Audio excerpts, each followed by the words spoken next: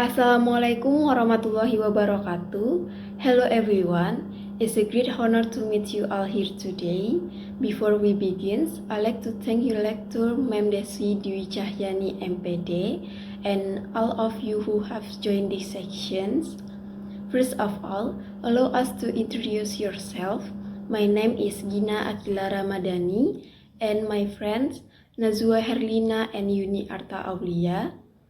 Today I'll be discussing a scientific article entitled Local Culture in a Disruptive World, written by Sandra Dewi Dahlan. First, this article abstract provides a brief yet comprehensive overview of the entire study.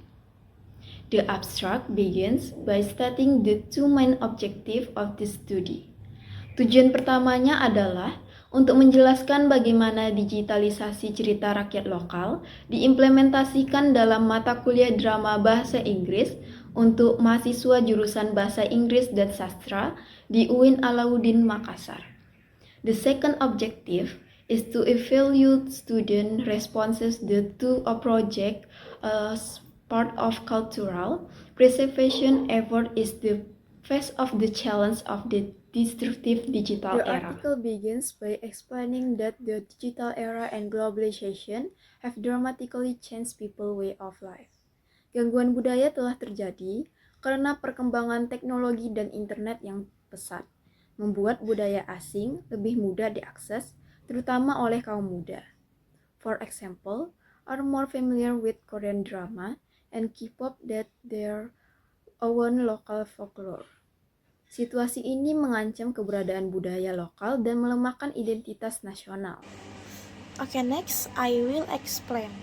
See literature review. The author reviews several previous studies related to digitization and cultural preservation. Jadi penulis mengkaji beberapa penelitian sebelumnya yang berkaitan dengan digitalisasi dan pelestarian budaya.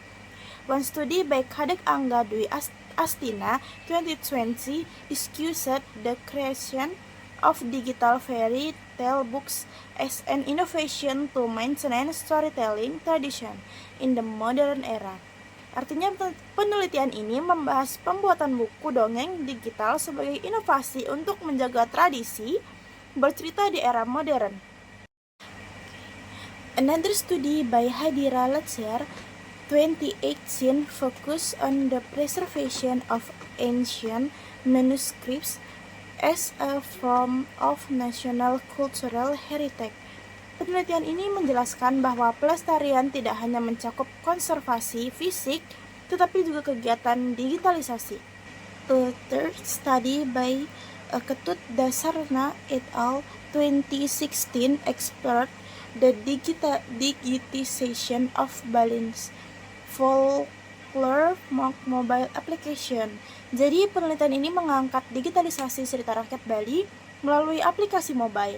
The author then explains that the current research is different from all three previous studies. Penelitian ini berbeda karena melibatkan mahasiswa sebagai partisipan aktif yang menghasilkan video animasi sebagai output akhir, bukan hanya menganalisis atau mengarsipkan konten. Yang sudah ada. Method. The research applied a mixed methods approach, yaitu menggabungkan data kualitatif dan kuantitatif untuk mendapatkan pemahaman yang lebih komprehensif terhadap masalah penelitian.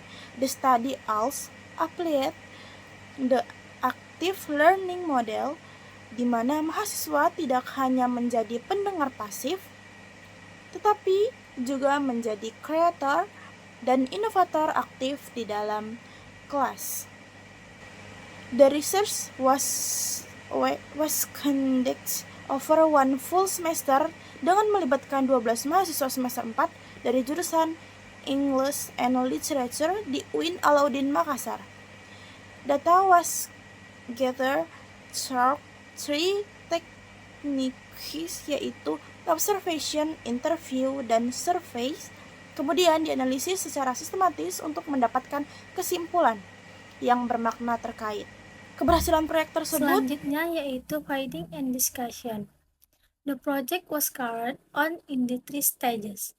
In the first stages, students were introduced to the animation project. At first, they were confused and had no prior experience in making animation video. Tetapi dosen juga memotivasi mereka dengan menjelaskan pentingnya serta manfaat proyek tersebut. Pada tahap kedua, mahasiswa memilih cerita rakyat lokal Sulawesi Selatan berjudul The Legend of Badidio sebagai materi mereka. They then wrote the script, rehearsals for dubbing, record voice, and produce the animation video. Dosen membimbing mereka sepanjang proses mengoreksi pengucapan bahasa Inggris serta nada suara, intonasi, dan keselarasan cerita. After completion the video, it was uploaded to YouTube and received 216 views and 51 subscribers within just 30 days, with positive comments from viewers.